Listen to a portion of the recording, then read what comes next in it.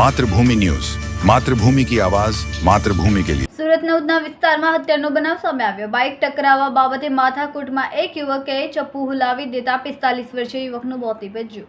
સૂરજકુમાર મહંતોની ચપ્પુ મારી દેતા ગંભીર રીતે થયા હતા ઘાયલ। યુવકને તાત્કાલિક સારવાર અર્થે સિવિલ હોસ્પિટલ ખસેડવામાં આવ્યા હતા। સરોજકુમારીનું ટૂંકી સારવાર બાદ મોત નીપજ્યું હતું। સરોજકુમારનું નિધિ ગ્રુપમાં હાઉસકીપિંગનું કામ કરતા હતા। મોતને પગલે પોલીસે હત્યાનો ગુનો નોંધીને તપાસ શરૂ કરી। અરુણભાઈ દિલીપભાઈ કુંવર,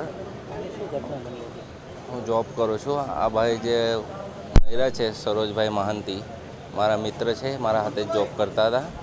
એકચ્યુઅલી એ રાતે ડ્યુટી કરીને ઘરે જતા હતા, તો વચ્ચે કંઈક એક્સિડન્ટ જેવું થયું એમના સાથે ને ત્યાં એમનું કંઈ બંનેના વચ્ચે ઝઘડો થયો।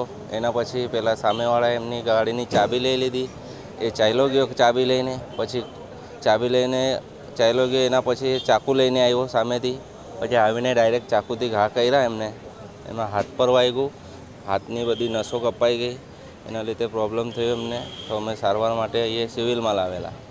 ને બીજી વાત કે આપણે સુરતમાં જોઈએ છે કે 100 દિવસનો વરઘોડો કાઢવામાં આવે તો આ ક્રાઇમ બંધ નથી થતા।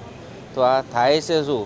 આ બધું સુરત પોલીસ નથી જાણતી કે આટલા બધા લોકો ચાકુના ઘા લઈને ફરતા જ હોય હંમેશા। તો સુરત પોલીસને ખબર ના હોય આ બધું।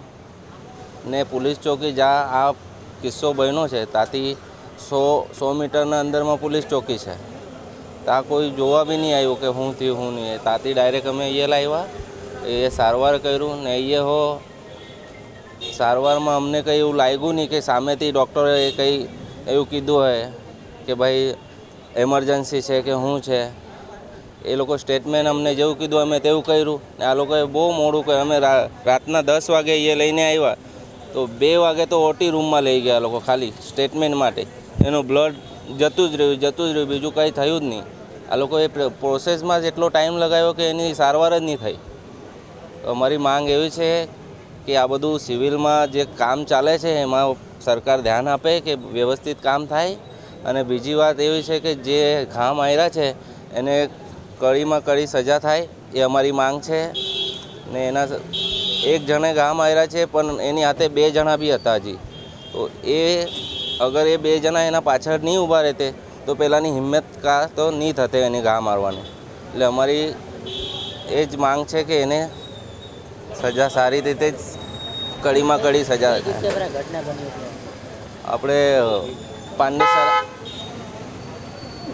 પાંડેસરા હરિનગર। ખૂબ જ ટૂંકા સમયમાં માતૃભૂમિ ન્યૂઝ OTT પ્લેટફોર્મ અને મેગા સિટીમાં કેબલ નેટવર્ક સાથે જોડાઈ જશે, તો જોતા રહો માતૃભૂમિ ન્યૂઝ।